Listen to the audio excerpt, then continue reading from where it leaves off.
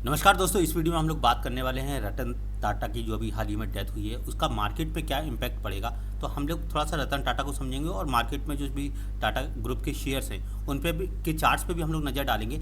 लेकिन पहले हम लोग थोड़ा रतन टाटा के उत्तराधिकार को लेकर बात कर लेते हैं। 2 मिनट में हम लोग इसको फिनिश करेंगे। चार्ट्स पे हम लोग आने वाले हैं, लेकिन रतन टाटा का जो उत्तराधिकार है उनके भाई जो है नोडल टाटा और उनकी संतानों के ऊपर है। तो मतलब कि कहीं ना कहीं 2017 में जो अभी नटराज चंद्रशेखरन हैं उन्होंने रतन टाटा के ऊपर बहुत विशेष जिम्मेदारी नहीं थी। हाँ, वो थे यहाँ पे और मैनेजिंग डायरेक्टर के तौर पे नटराजन काम कर रहे थे। तो कहीं ना कहीं जो कंपनीज़ हैं वो स्टेबल कंपनीज़ हैं। रतन टाटा के जाने से मार्केट में बहुत बड़ा सेंटीमेंट नहीं आएगा, और अगर सेंटीमेंट कोई आता है तो चार्ट्स में पे भी दिख जाएगा। आज की डेट है, आज आप देख सकते हैं जिस तरह से टाटा टेक के स्टॉक्स भी चले हैं 1.53 के आसपास।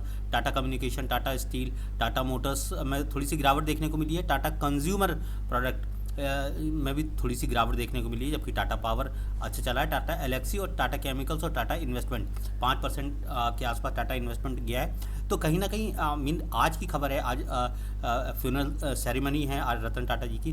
तो यहाँ पे स्टॉक्स काम कर रहे हैं, मीन स्टॉक्स चल रहे हैं। तो अगर स्टॉक्स को गिरना होगा तो मंडे को कुछ स्टॉक्स में करेक्शन आ सकता है। कंपनीज अच्छी हैं। रतन टाटा जी एक इंडिविजुअल पर्सन के तौर पे थे, मतलब कि उन्होंने सारी प्लानिंग कर रखी थी और उन्होंने सारी चीज़ें सेट कर रखी हैं कि फ्यूचर प्लानिंग क्या होगी। तो वो सारी चीज़ें आई थिंक हो चुकी होंगी, क्योंकि बहुत सारे इन्वेस्टर्स का पैसा लगा है। टाटा ग्रुप कोई छोटा ग्रुप नहीं है, टाटा ग्रुप एक बहुत ही बड़ा ग्रुप है। तो कहीं ना कहीं सारी चीज़ें मैनेज हैं। इन्वेस्टर्स का ख्याल रखा होगा कि रतन टाटा के जाने के बाद किस तरह से चीज़ें एग्जीक्यूट होनी है, किस तरह से चीज़ें मैनेज करेंगे कंपनी के मैनेजिंग डायरेक्टर्स वगैरह ना, ये सारी चीज़ें तय कर लिए। तो अब हम लोग एक एक करके इन स्टॉक्स पे थोड़ा सा नज़र डालेंगे। इनके हम लोग चार्ट्स देखने की कोशिश करेंगे और देखेंगे कहीं किस तरह का करेक्शन आने वाला। देखिए आज ये डेली चार्ट है और डेली चार्ट में भी यहाँ पे कॉन्टीन्यूसली ये स्टॉक जो है टाटा इन्वेस्टमेंट का स्टॉक जो है कंसोलिडेशन फॉर्म में है। तो यहाँ पे कोई करेक्शन की हमें उम्मीद नहीं दिख रही है। डेली चार्ट के अंदर बहुत अच्छा सपोर्ट बना हुआ है, 5900 के आसपास का सपोर्ट है।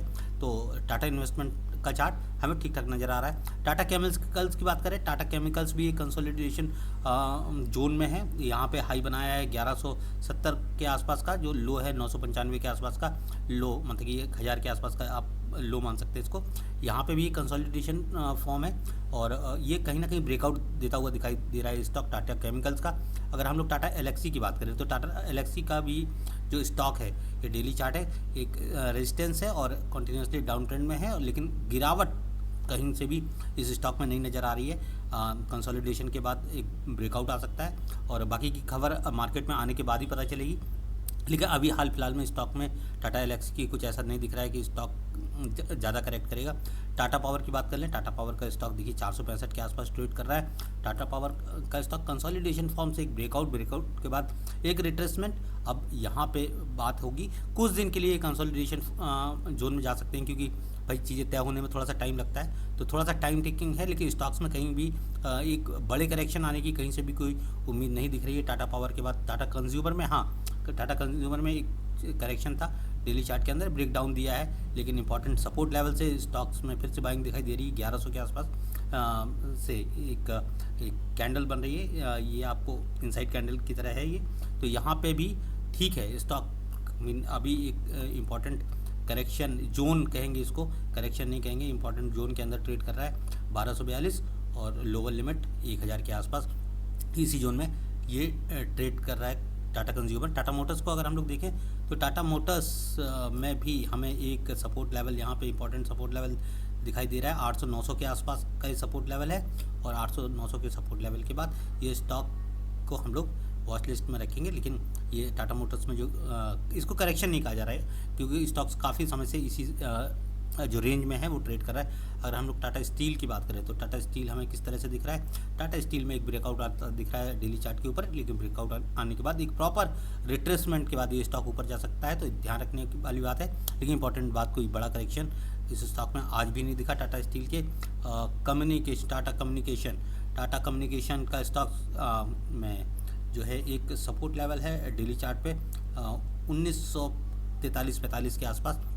तो स्टॉक एक ट्रेंड है, इसमें स्टॉक में एक ट्रेंड बना हुआ है, आप लोग देख सकते हैं। तो कहीं ना कहीं ये स्टॉक ठीक है और यहाँ पे इसने अपना रेजिस्टेंस भी ब्रेक किया। रेजिस्टेंस ब्रेक करने के बाद ये स्टॉक नीचे आया है तो कहीं ना कहीं थोड़े दिन कंसोलिडेट करने के बाद ये ब्रेकआउट दे सकता है टाटा कम्युनिकेशन का स्टॉक। और टाटा स्टील की बात करें, टाटा स्टील की जो आज 1.53% की जिसने तेज़ी बनाई है, ये भी एक टाटा स्टील का स्टॉक डाउन ट्रेंड के बाद एक ब्रेकआउट का कंसोलिडेशन, ब्रेकआउट एंड अब यहाँ पे कंसोलिडेशन मीन ये जो लेवल है टाटा टेक के लिए, सॉरी हम लोग टाटा टेक की बात कर रहे हैं, टाटा स्टील की बात नहीं कर रहे हैं, टाटा टेक की बात कर रहे हैं।